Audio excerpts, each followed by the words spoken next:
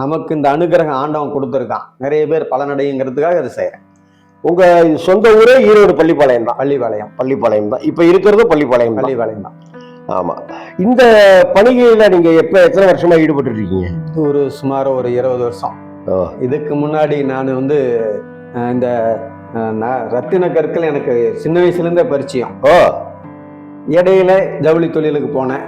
சில பிரச்சனைகள் வந்தது, மறுபடியும் இதே என்னை வந்து ஆட்கொண்டுருச்சு. இதுலயே செயல்பட்டு இருக்கேன். நான் இல்லை, நானும் நிறைய இழப்புகளை சந்திச்சு அவமானங்களை சந்திச்சு வந்தவன் தான்.